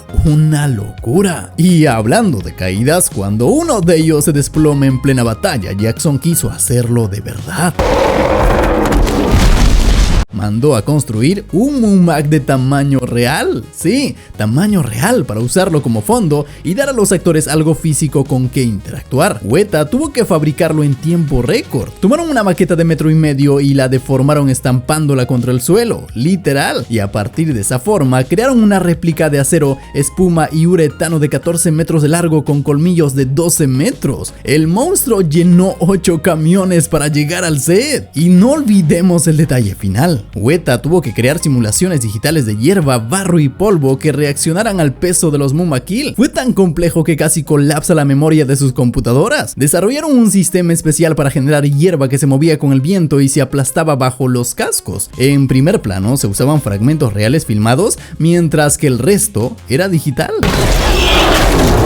Y mientras los Mumakil arrasaban con todo, las bestias aladas sobrevolaban el campo. Fue ese momento cuando el rey brujo derribó al rey Theoden, dando paso a una de las peleas más recordadas de la trilogía. Éowyn contra el rey brujo. Miranda Otto filmó sus escenas en el set de Twizel y también frente a una pantalla azul, reaccionando a una animación previa del Nazgûl que servía de guía. Lawrence McCord, quien interpretaba al rey brujo, grabó sus primeros planos, pero gran parte del enfrentamiento fue digital. Las heridas del cuello de las bestias aladas, la cabeza cortada y hasta sus armas fueron creadas por Weta Digital. Matt Etkin contó que Peter Jackson quería que el rey brujo usara una bola y cadena gigante, así que filmaron a McCord sosteniendo solo el mango y luego añadieron digitalmente la cadena y bola con púas girando de forma amenazante hacia Éowyn y la cámara. Aunque para los primeros planos había uno construido de verdad por Weta Workshop. Cuando Éowyn finalmente le da el golpe mortal, Weta animó su cuerpo colapsando como una lata bajo el agua, como implosionando, desmoronándose en pequeños pliegues hasta desaparecer. Después de esto, la esperanza parecía perdida. Las fuerzas de Rohan y Gondor veían acercarse la flota corsaria al muelle de Minas Tirith, hasta que uno de los barcos mostró el estandarte con el árbol de Gondor y apareció Aragorn saltando a tierra. Esa escena fue una de las últimas en rodarse y para ella, Weta Workshop construyó el muelle en miniatura escala 1:35. La última maqueta hecha para toda la trilogía era demasiado pequeña para rodar con tanta precisión, pero no había tiempo para una más grande. Weta Digital, por su parte, usó una maqueta de barco corsario a escala 1:14 para los planos cercanos y completó el resto de la flota con modelos digitales, mezclando agua real con simulaciones digitales de olas y espuma. Fue entonces cuando apareció el ejército de los muertos emergiendo entre los costados del barco.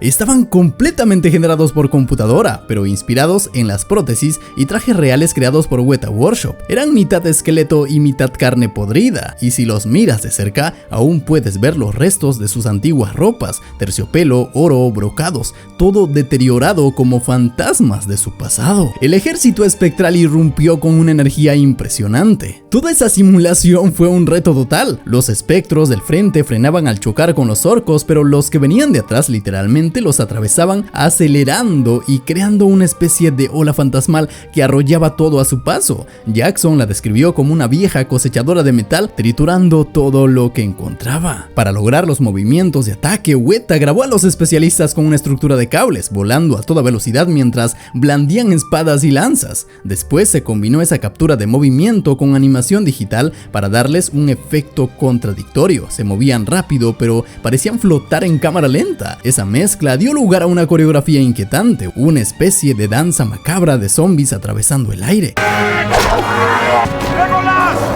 Y en medio de todo ese caos llega Legolas con su momento épico, derribar él solo a un Mumak. Jackson dijo que quería que el elfo tuviera una secuencia que superara todo lo anterior, como una especie de tributo a las hazañas clásicas de Errol Flynn, pero con un toque moderno. En solo 3 días de rodaje, Orlando Bloom filmó toda la secuencia. Legolas salta sobre la trampa del Mumak, escala hasta su lomo, corta la torre de batalla, dispara las 3 flechas seguidas y lo derriba por completo antes de deslizarse por la trompa y caer justo frente a la cámara.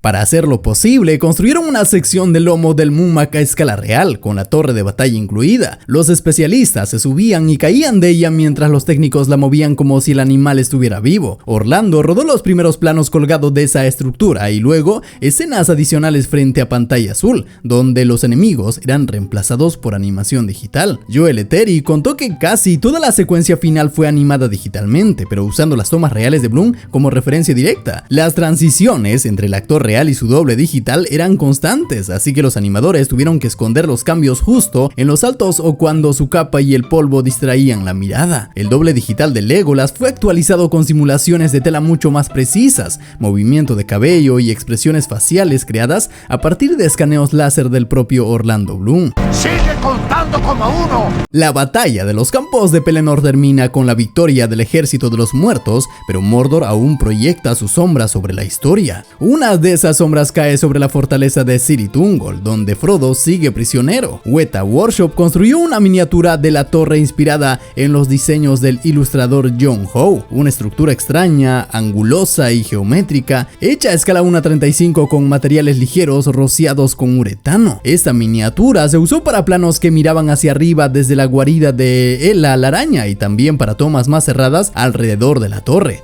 En un momento, la cámara se acerca a una de las ventanas de la miniatura y pasa suavemente a una toma real de Frodo dentro. Para poder lograr esa transición perfecta, los compositores digitales separaron la toma real en capas. El primer plano con Frodo, una lámpara al centro y la pared de fondo, y luego sincronizaron el movimiento de cámara con la miniatura, añadiendo niebla, un cielo rojizo y el reflejo de la luz en la ventana. El Valle de Morgul se completó con pinturas mate y material real de los Remarkables, una cadena montañosa de Nueva Zelanda que ya vimos, con un cielo rojo sangre que reflejaba la furia del Monte del Destino. Ese rojo se aplicó incluso sobre las rocas filmadas, pintando digitalmente la acción real para integrar la iluminación del volcán. ¡Ya basta de estar chillando como una rata! Mientras Sam rescata a Frodo de la torre, ambos observan a lo lejos los campamentos de orcos en las llanuras de Gorgoroth, un paisaje oscuro que parecía un cielo estrellado lleno de hogueras.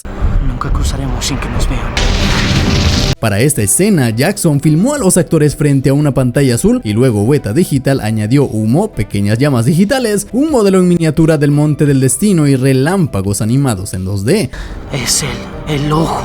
Frodo pasó de mi clarividencia. Una pintura de Ted Nasmith, propiedad de Peter Jackson, inspiró la visión posterior de los hobbits cruzando un terreno cubierto de cráteres humeantes, filmado en una playa de Howe Point con dobles de cuerpo. Los artistas Jeremy Bennett y Roger Kupelian añadieron fotos reales de rocas tomadas en Breaker Bay. Según el equipo, rocas perfectas de Mordor, que daban la sensación de un paisaje inmerso sin necesidad de construir un set físico.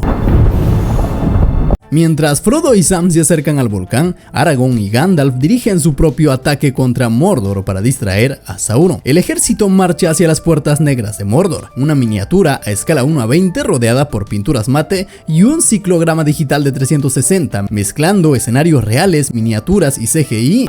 Ese hobbit del amado no es así. Mientras tanto, Frodo y Sam se reencuentran con un Gollum más demacrado que nunca. Durante su pelea final, Sam logra herirlo con su espada. Andy Serkis interpretó toda la secuencia junto a Elijah Wood y Sean Astin, pero esta vez se utilizó algo nuevo: la captura de movimiento directamente en el set, algo que antes no se había hecho en la trilogía. Hasta ese momento, Serkis debía repetir sus actuaciones 3 veces, en el set, en el estudio de captura y luego en grabaciones de voz, pero el rodaje del Retorno del Rey estaba tan ajustado que el equipo decidió arriesgarse e intentar capturar los movimientos de Gollum en tiempo real mientras se filmaban las escenas. Para lograrlo, Weta adaptó el sistema de captura de movimiento de Yand Studios y lo combinó con uno alternativo de Motion Analysis Corporation que utilizaba luz infrarroja invisible para las cámaras de cine. Así podían grabar los marcadores en el cuerpo de Serkis sin interferir con la iluminación de la escena. El resultado fue un éxito. Lograron capturar en el mismo momento el movimiento de Andy, las cámaras de cine y hasta las manos de los actores reales. De hecho, el equipo podía ver segundos después de rodar a Gollum digital interactuando con Sam y Frodo directamente en el monitor. Era algo revolucionario para la época. Sméagol te engañó.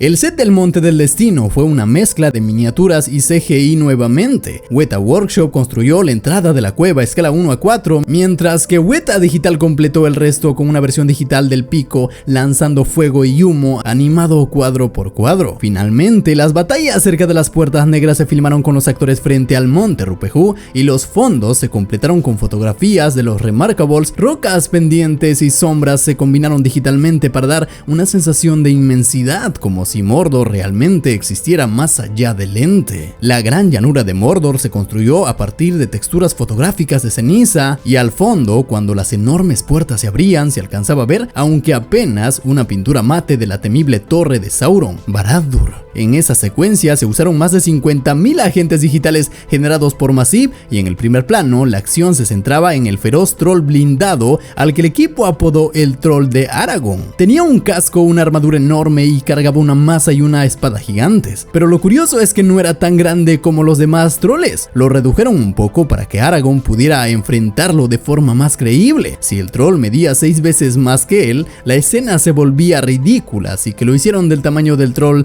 de las cavernas que vimos en la primera película.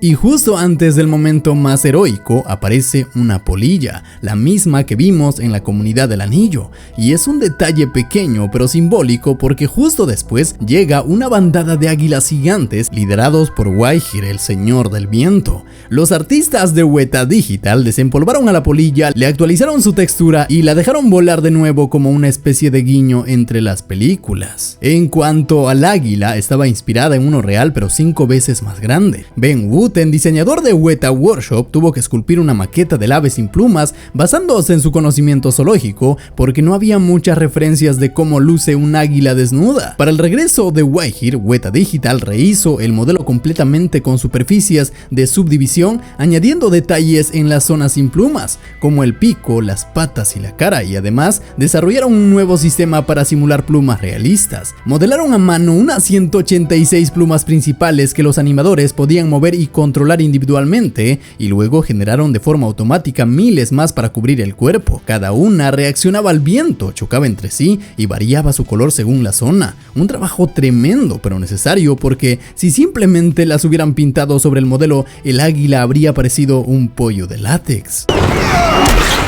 Mientras tanto, Sam y Frodo avanzan hacia el corazón de las montañas del destino, la famosa grieta del destino, el lugar donde se forjó el anillo único. Fue diseñada por John Howe como un escenario extraño y casi sobrenatural, un enorme puente de roca suspendido sobre ríos de lava y rodeado de formaciones que parecían dedos gigantes saliendo del abismo. Era tan complejo que el equipo tuvo que construirlo en maqueta usando su método infalible, el modelismo flexible, rocas de uretano modelados y adaptadas una a una hasta formar algo creíble. La miniatura a escala 1 a 35 medía casi 7 metros de altura y más de 6 de diámetro y se filmó durante 3 meses enteros. Lo curioso es que cuando rodaron esa maqueta ni siquiera sabían cómo iba a montarse la escena final, así que grabaron todas las iluminaciones posibles para tener material de sobra. Luego, años después, esos registros servirían para crear el efecto de luces pulsantes en la lava y dar vida a cada chorro incandescente. La lava digital fue creada en Weta mediante simulaciones de fluidos combinadas con las miniaturas filmadas. Rise Sound Pictures desde Australia se encargó de componer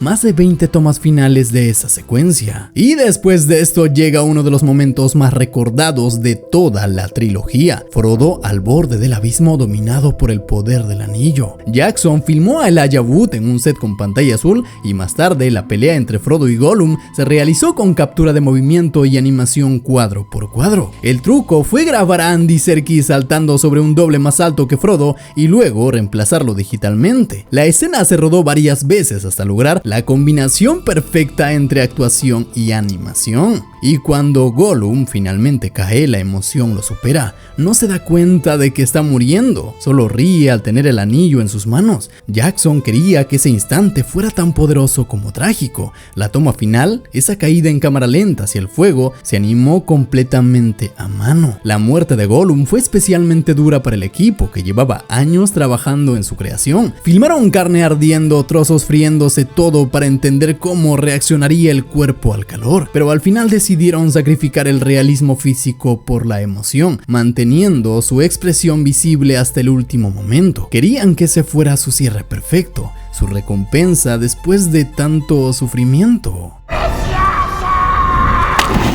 Tras su caída, la grieta del destino empieza a colapsar. El equipo de miniaturas movió varios segmentos del set con un sistema motorizado para crear ese derrumbe, mientras Weta añadía los fragmentos digitales, la lava y las explosiones. Las tomas finales combinaron efectos prácticos, miniaturas y CGI, dando como resultado una destrucción épica.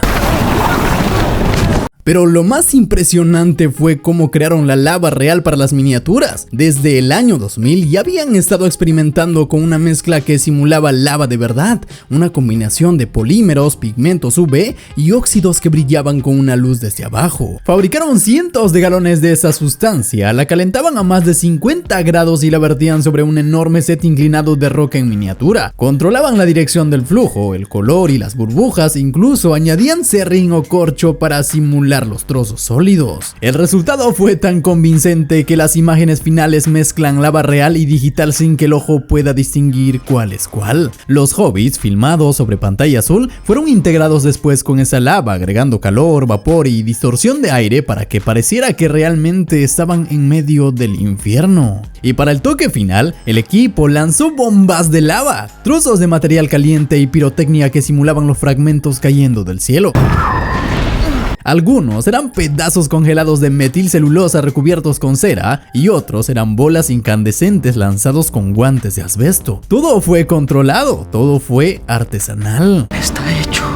Ya terminó. Cuando Frodo destruye el anillo único, no solo desaparece el poder de Sauron, sino que su mundo entero colapsa. Y eso se ve en la pantalla como un movimiento de cámara impresionante que recorre 29 kilómetros de Mordor en segundos. La idea de cómo mostrar la caída de Barad-dûr surgió de los artistas conceptuales, inspirándose en pinturas clásicas de como El Gran Día de su Ira de John Martin, pero siempre respetando los parámetros de Tolkien. Incluso hicieron viajes mentales imaginando cómo sería estar allí justo cuando la gigantesca torre de 914 metros comenzara a desplomarse. En ese momento todavía no se sabía si la escena sería completamente digital o si se usaría la miniatura de Barad-dûr, pero lo cierto es que la miniatura no podía destruirse, no estaba hecha para desarmarse y recrearla a escala real sería imposible, así que la animación por computadora se convirtió en la mejor opción. Esto le permitió a Weta Digital concentrarse en la caída completa de Mordor en CGI y gracias a la animación digital la cámara podía moverse como un helicóptero siguiendo cada colapso y explosión sin las limitaciones físicas de una maqueta.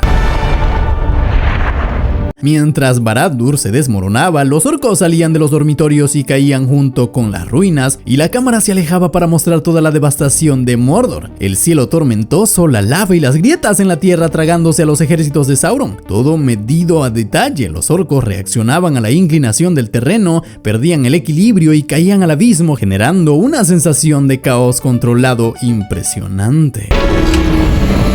Tras la destrucción de Mordor, la historia vuelve a la calma de Minas Tirith y la comarca. Las montañas de Mordor se muestran a las distancias, ahora bajo la luz brillante, y la coronación de Aragorn se combina con fondos creados a partir de elementos escénicos reales y pintura digital. Los hobbits regresan a casa y Sam se casa con Rosie. Todo fue filmado con sets y pantallas azules que luego Weta Digital expandió digitalmente con elementos de la comarca previamente fotografiados, creando la sensación de un mundo completo y vivo, logrando que cada flor y cada detalle reflejara la sensación de fin feliz que tanto buscaba Jackson. Después de esto, ya en los puertos grises, Frodo se reencuentra con Bilbo ya con 130 años. Para esto, Ian Holm recibió un maquillaje prostético que transformaba su rostro completamente, con prótesis separadas, cabello insertado a mano y detalles minuciosos para que cada arruga y cada gesto fueran creíbles. La acción se filmó en pantalla verde, combinada con miniaturas del puerto a escala 1:72 y paisajes digitales digitales para lograr una composición perfecta y emotiva. Después de esto, los elfos abordaron un barco construido a escala 1:3, con técnicas de construcción naval precisas, velas rígidas con alambres y detalles meticulosos de Alan Lee y John Buster. Cada toma fue cuidadosamente iluminada y combinada con fondos digitales para que la salida de los personajes hacia el horizonte transmitiera la emoción del final de la historia. Llegó el fin de nuestra comunidad. Terminar El Retorno del Rey fue un momento de emociones encontradas para todos. Después de 7 años de trabajo, Weta Digital había pasado de unas pocas estaciones de trabajo a instalaciones de primer nivel, y la sensación de haber creado algo épico fue indescriptible. Para muchos, incluyendo Peter Jackson, el final no significaba solo el cierre de la saga, sino la puerta a nuevos desafíos como King Kong y a la exploración de todo el potencial de los efectos visuales. Y lo más loco es la familiaridad que se formó después de años compartiendo largas jornadas, risas, frustraciones, cafés a las 3 de la mañana y esas interminables tomas que parecían no terminar nunca. Dejar el set fue como decir adiós a una familia. Crecieron juntos, aprendieron juntos, se hicieron un equipo de verdad, y eso se nota en cada fotograma. Esa pasión, esa dedicación es imposible de fingir y se puede ver en cada una de las escenas.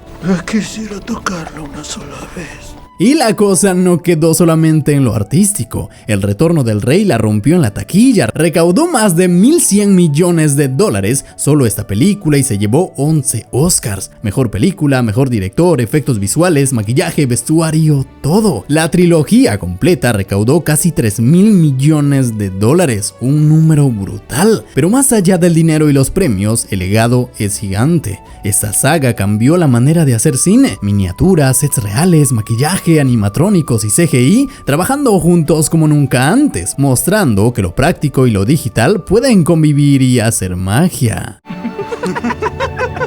Hoy, ver una película con esta dedicación es casi imposible. Nadie invierte 7 años de su vida construyendo cada detalle con mucho amor y pasión, y sobre todo respeto por la historia original. Esa combinación de pasión, paciencia y profesionalismo es única. Por eso, hoy en día, la trilogía del Señor de los Anillos sigue siendo un referente. Y al final, esta obra, como muchas otras que ya hemos ido viendo en el canal, nos enseña una vez más que cuando un equipo pone todo de sí mismo y pone corazón, garra y amor, el resultado siempre trasciende. Así que amigos, cuídense mucho, tomen siempre buenas decisiones, que conmigo como siempre nos veremos en el próximo video. Así que besitos donde lo quieran y nos vemos.